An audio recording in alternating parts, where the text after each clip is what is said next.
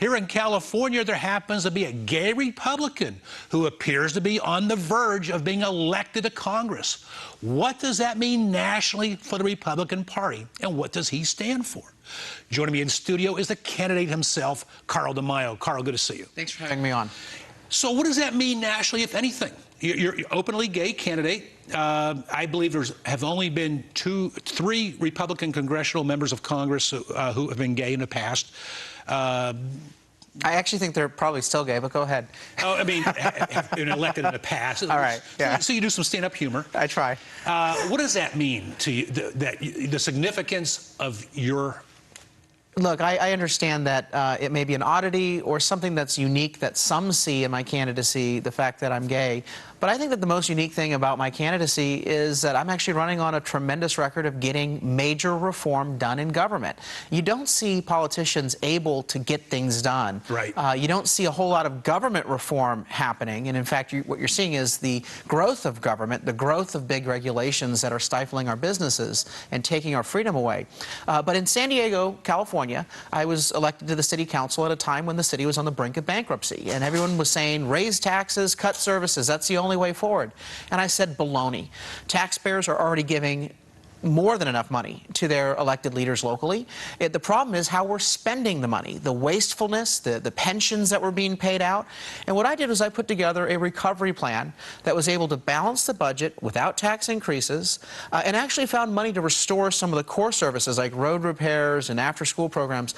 We did it by looking at common sense ideas, standing our ground, and in fact, to stand our ground, we had to take on the Republican Party first because they were squishes. They helped vote for some of the wasteful spending. They approved a lot of these big bloated government pension deals that allowed city employees in some cases to retire in pensions that were higher than their highest salary. And so I said, look, the Republican Party can't be sweeping these issues under the rug. So what if we have a Republican mayor? At the time, it was Republican Mayor Dick Murphy.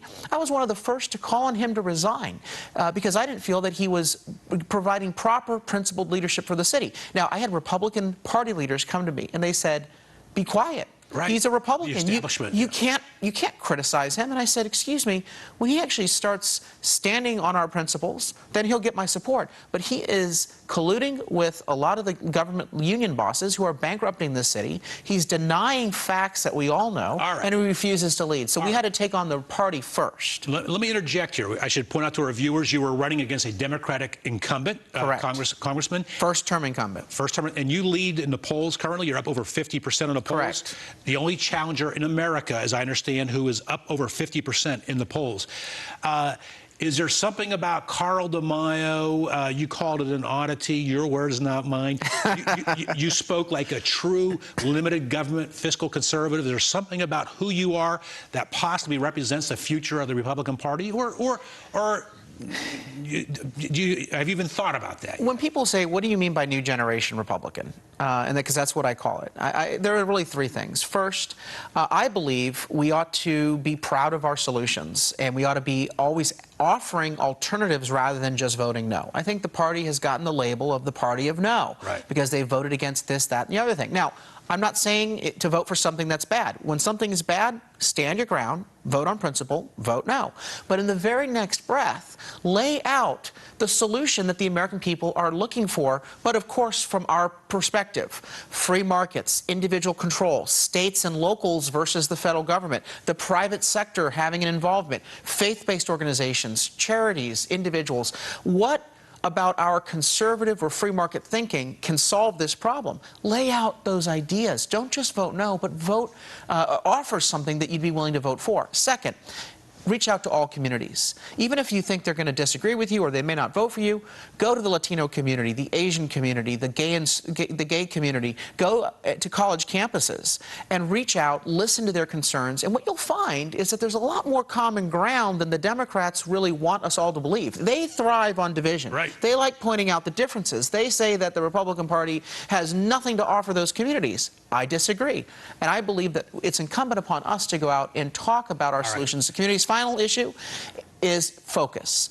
I believe that the social issues have been used as a distraction and that we ought to let individuals decide this, not government. either way, and we should be refocusing our energies on fiscal and economic I've reform. often said on this show and on my previous radio show that former economic advisor to President Ronald Reagan, Art Laffer, Yes. Told me that, look, I think if we get the economy straight, then all those social differences find a way of working themselves out. It's amazing what a good-paying job can do to solve a lot of problems, and that ought to be our focus. This summer, on the weekends, as I go out and socialize and go to barbecues and cookouts, people always want to talk politics with me because they know what I do for a living.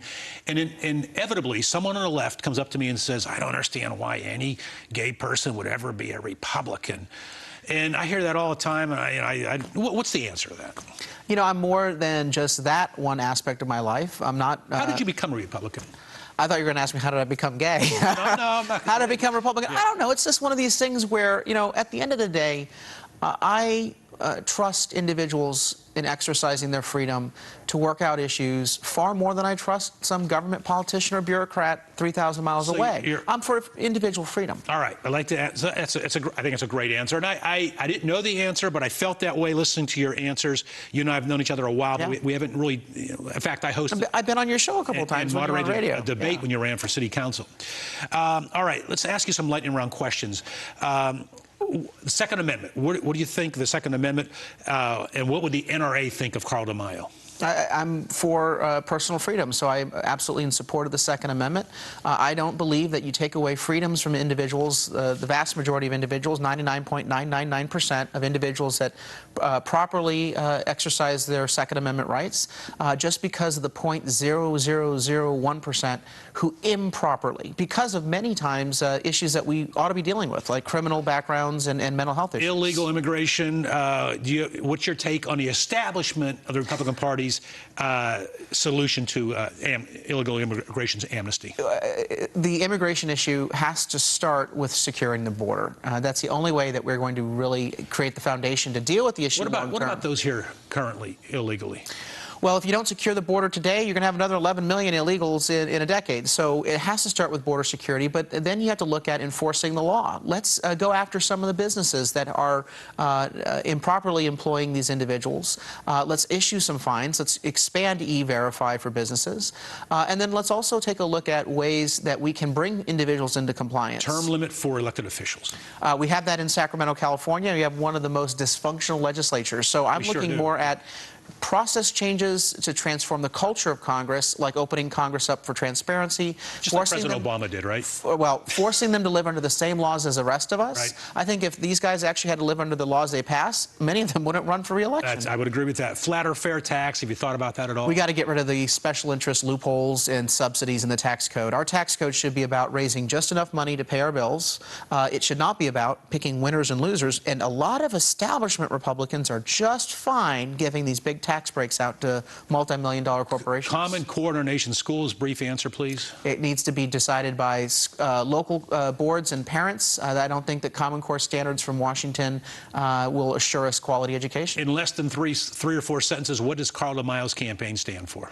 I'm a reformer who gets results. If you're sick and tired of the budget battle in Washington, a bad economy, you need to send someone like me there with a record of actually getting big reform done. Carl DeMaio, candidate for Congress in Southern California. As I say, you're a gay Republican. That's making news these days, and you lead in the polls. It looks as if that continues, you will take out the Democratic incumbent. Thank you for joining us. Thanks so much for having me on.